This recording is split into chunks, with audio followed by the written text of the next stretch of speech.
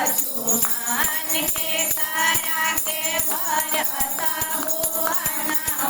हो रामा चैता के महीनामा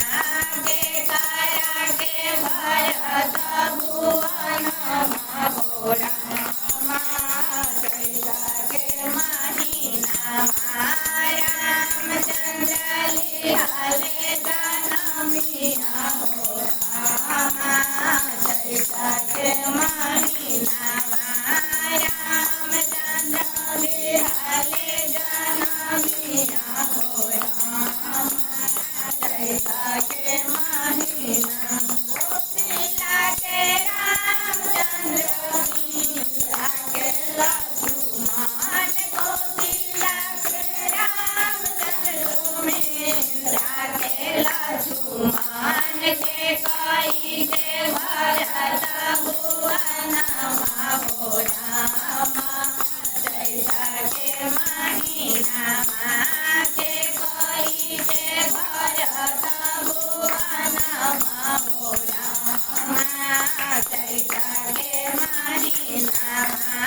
रामचंद्र लिहाले जनमिया हो रामा चैता के महीनामा रामचंद्र लिहाले जनमिया हो रामा चैता के महीनामा लुटावे रामायण धन सोनामा के लुटावे रामायण धन सोनामा के लुटावे गंगनमा हो रामा चैता के महीनामा के लुटावे गंगनमा हो रामा चैता के महीनामा रामचंद्र लिहाले जनमिया हो रामा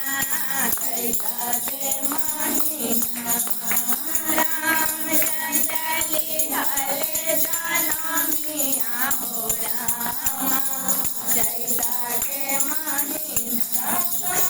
लुटावे रामायण धन सोनामा दशरथ लुटावे रामायण धन सोनामा कौशल्या लुटावे गंगनमा हो रामा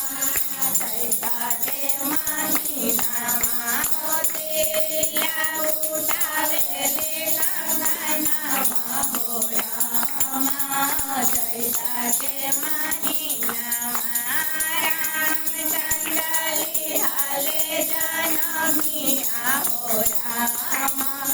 चैता के महीनामा महीनामा रामनवमी शुभ दिनमा चैता के महीनामा रामनवमी शुभ दिनमा रामचंद्र लिहाले जनमिया हो रामा चैता के महीनामा रामचंद्र लिहाले जनमिया हो रामा चैता के महीनामा। बोलो सियावर रामचंद्र की जय।